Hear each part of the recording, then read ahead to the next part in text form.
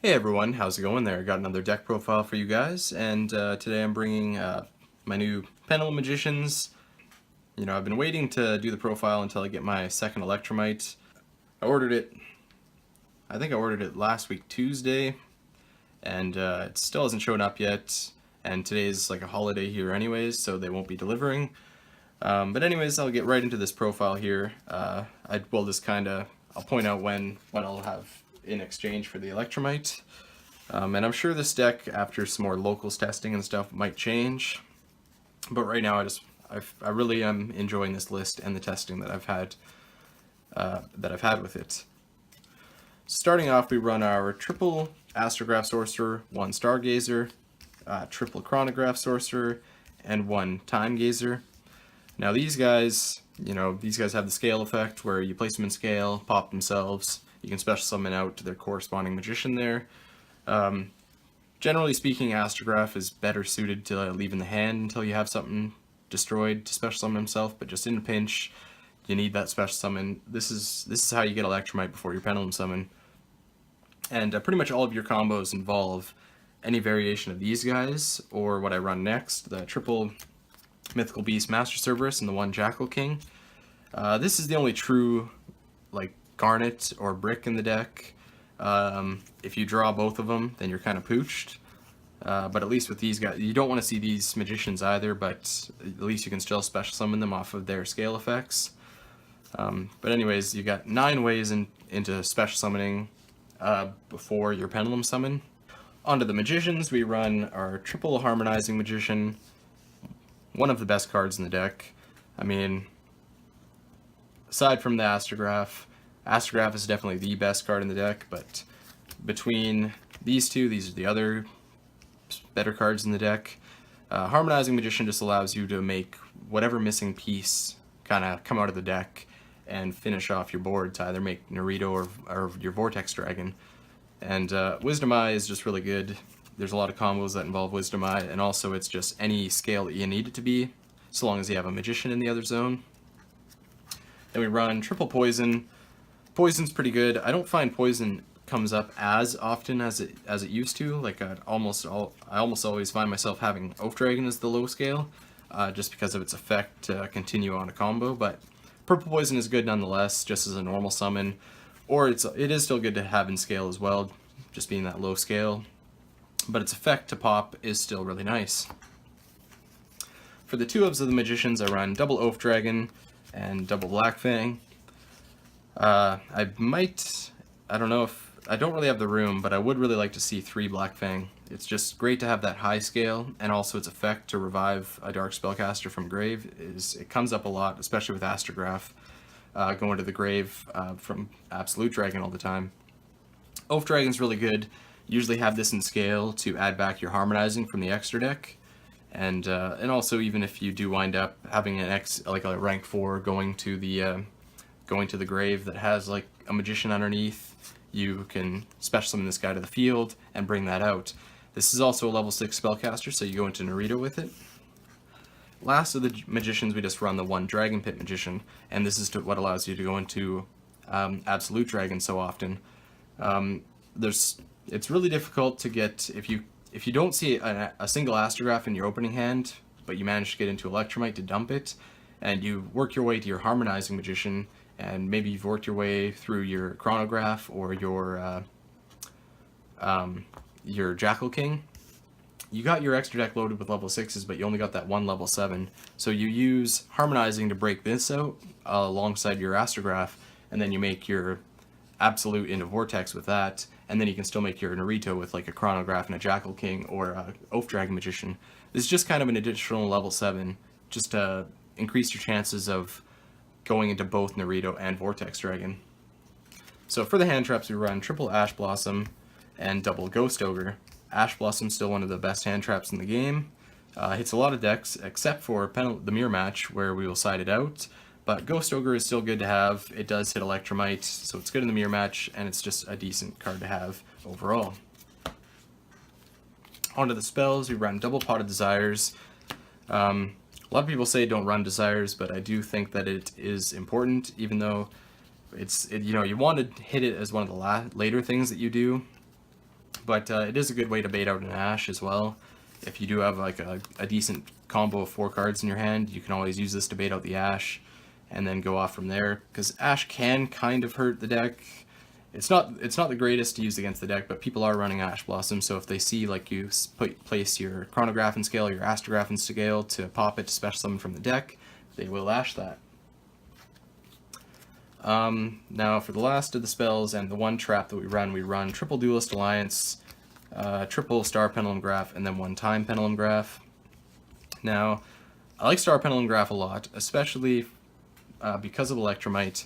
Star Pendulum Graph is able to protect your Electromite on summon from things like Ghost Ogre. You know, when you use a Magician, and then whatever other card to make Electromite, and then those leave the field, Electromite comes out, effect a dump to the extra deck. You can make this Chainlink 2, Electromite Chainlink 1, and that'll guard it from like a Ghost Ogre. And so I think that Effect Veiler may become the more popular hand trap to use against Pendulum Magicians. Time will tell. It depends on how dominant of a force this deck becomes, because then that'll determine whether people will run it. Anyways, run the triple Duelist Alliance just because we do have 2 targets, so even if you do open up a Duelist Alliance in a star, you still search out your time graph. And honestly, I do really just want to see this as much as possible, because it does help extend our plays and make our combos a little bit better. Onto the side deck here, I'm still kind of uncertain on what I want to run. It's just I'm trying to prepare for what I think I'll see at my locals here right now. But anyways, I run the triple Droll and Lockbird. This is what I'll swap out for Ash in the mirror match. You know, this is definitely a little bit more effective against Pendulum Magicians, and it's effective against quite a few decks that do a lot of searching anyways, and you can just kind of stop them dead in their tracks. Then we run double Mind Crush, double D Barrier. Again, Mind Crush just protects you against evenly matched, but also can be used just to pull out a card that they just searched. You just call that name, pull that out of their hand, because obviously that's going to be something that's important to them. And D-Barrier, again, it's good going first against any kind of Pendulum deck, or there are other decks that it's decent against as well. Double Cosmic Cyclone, that's good, of course, again, in the mirror match, which I think we will be seeing a lot. But it's also decent against True Dracos and stuff, just where you've got to banish their stuff, their spells and traps, that way they don't get their grave effects. Then double Hate Runade, I do feel that just with that recent ban list, we may be seeing a lot of back row heavy decks, so I just want to side, just keeping that in mind. Then last for the mirror match, we got our triple Wavering Eyes. I'm not main decking this, I'd rather just side it in.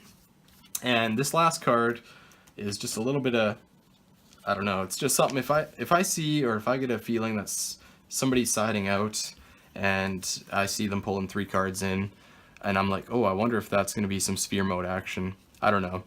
Like, if I just get a feeling that they kind of got that douchey vibe on them, I'll definitely just toss this in, maybe even get rid of Stargazer for it, I don't know. Just because then at least I can get a body on the field when they just totally Sphere Mode the hell out of me, like getting rid of my Decode, my Narito, and my Vortex. That kind of just kills you, so just keeping that in mind.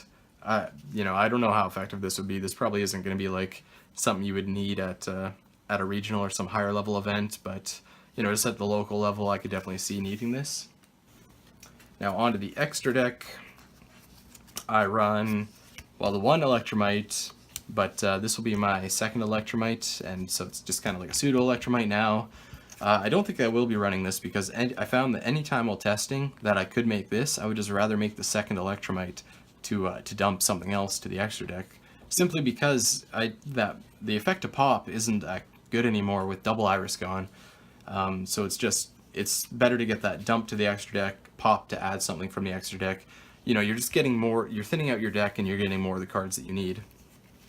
So yeah, with that, this will be another Electromite. I'll be running 2 of them in this build. And for the rest of the links, just 1 Proxy Dragon, 1 Decode Talker, and 1 Saruja. I run the Proxy Dragon just because there was a couple times that I found that I'd make Decode Talker, and I wouldn't want to go into Saruja per se, but I had Absolute and I already had Decode on the field, so it was like, I kind of want to make I kind of want to get rid of that Absolute Dragon. Or it'd be something like I'd have Saruja on the field, and then I'd have the Absolute Dragon and something else, and I need to get rid of that, but I can't link away with the Saruja into anything, so I would just link away with that Absolute and something else into proxy, and now I have 3 zones still, and to point to, and plus it's just good to have like a Jackal King on the field with a negate, but then also having the Proxy Dragon point to it just for a little bit of additional protection. For synchros, we run the 1 Omega, the 1 Ignister, and the 1 Clearwing, which is all level 8 synchros. You know, you got your Omega. This is probably the one you'll go into the most. There's a lot of combos, like 3-card and 4-card combos that go like Omega, and then you get your Vortex Dragon, and sometimes you could even get like a Jackal King with a negate or a Naruto on the field. Ignister is just a form of removal, and then of course the Regeki on legs, the Clearwing. For the rank 4s, we got our 1 Baguska, of course. We don't go into him as often. The 1 Tornado Dragon, which we actually do go into often. Abyss Dweller, which I just like to have against True Draco and such. And, well, just any deck that utilizes the graveyard. And the 1 Spring King Dragon, Dark Rebellion. This just allows you to get over really big monsters. And that's pretty much it for the rank 4s. So let's finish off the XCs here. We play the 1 Naruto for our rank 6 Spell and Trap negation. The Absolute Dragon, which is pretty much just to get us into our Vortex Dragon, which we can shuffle back our Gazer Magicians with this to negate Spell Trap or Monster Effect. But that's it for this deck profile. Thank you for watching. I hope you enjoyed the video. And if there's any kind of comments or anything that you would run differently in the deck, please let me know. I'm definitely looking on how to make this deck the best one possible. And I do know about the Dark Worm engine, you know, I've tested it out and stuff like that, but I just want to run something that's a little bit different. And I really think that, I don't know, I just really like the Mythical Beast engine simply because it has a couple utilities to it aside from just getting a body on board and being a +1.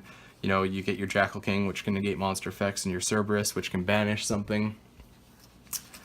So I do just enjoy it more, and plus I just like the artwork on it. But that's it for the video. Thank you for watching. Have a good one.